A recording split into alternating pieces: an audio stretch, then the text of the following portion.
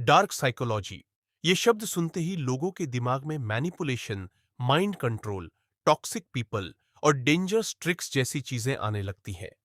लेकिन सच क्या है? क्या डार्क साइकोलॉजी कोई सीक्रेट साइंस है? क्या लोग सच में दूसरों के दिमाग को कंट्रोल कर सकते हैं? या फिर इंटरनेट ने इसे जरूरत से ज्यादा ड्रामेटिक बना दिया है? आज की वीडियो में हम समझेंगे डार्क साइकोलॉजी एक्चुअली क्या है, क्या नहीं है और क्यों इसे समझना आपके लिए इंपॉर्टेंट है। Hey everyone, welcome back. अगर आपको human behaviour, psychology, manipulation tactics और मेंटल अवेयरनेस जैसे टॉपिक्स पसंद है, तो आप सही जगह पर हैं। और सबसे इंपॉर्टेंट बात, इस चैनल का पर्पस लोगों को मैनिपुलेट करना नहीं, बल्कि मैनिपुलेशन को पहचानना सिखाना है। तो बिना अननेसेसरी ड्रामा के चलिए समझते हैं डार्क साइकोलॉजी को सिंपल तरीके से। डार्क साइकोलॉजी एक्चुअली क्या है? सबसे पहले एक चीज क्लियर कर लेते हैं। डार्क साइकोलॉजी कोई ऑफिशियल साइकोलॉजिकल ब्रांच नहीं है। आपको ऐसा कोई सब्जेक्ट कॉलेज साइकोलॉजी बुक्स में नहीं मिलेगा।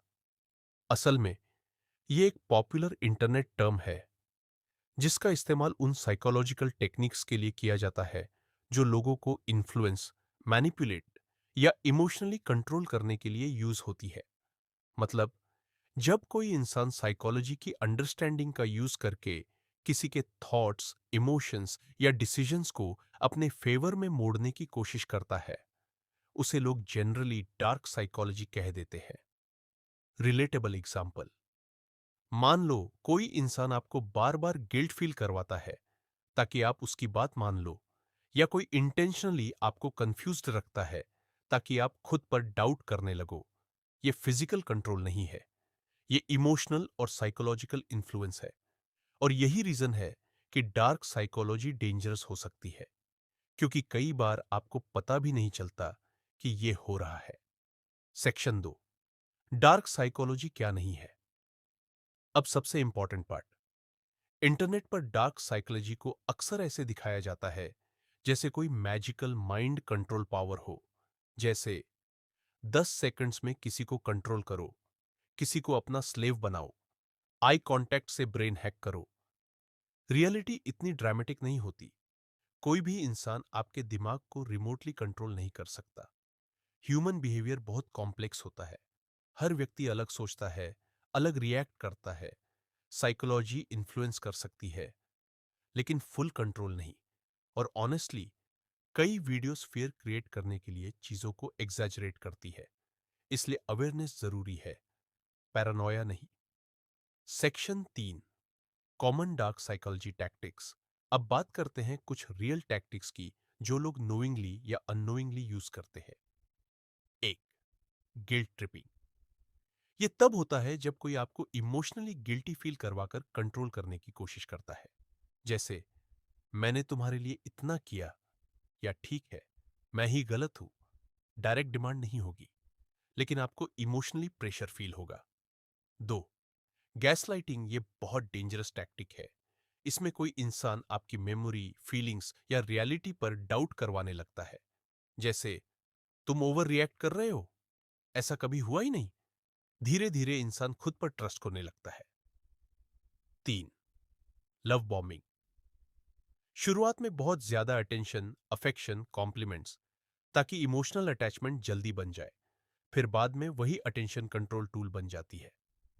Section 4, why people use this tactics. Her manipulative इंसान इविल मास्टरमाइंड नहीं होता। कई लोग इनसिक्योरिटी, फियर, अटेंशन सीकिंग या कंट्रोल इश्यूज की वजह से ऐसा बिहेवियर डेवलप कर लेते हैं। कुछ लोग अननोइंगली टॉक्सिक पैटर्न्स रिपीट करते हैं।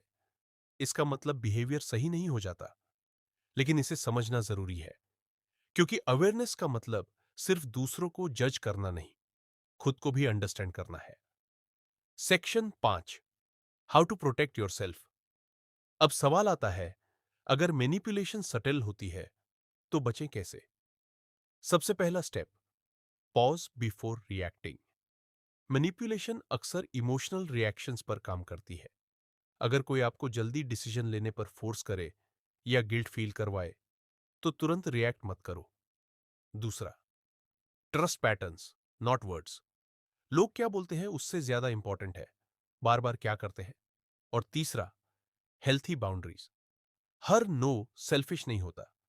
मेंटली हेल्थी लोग आपकी बाउंड्रीज को रिस्पेक्ट करते हैं। Ending wrap up. तो ओवरऑल, डार्क साइकोलॉजी कोई मैजिकल पावर नहीं है।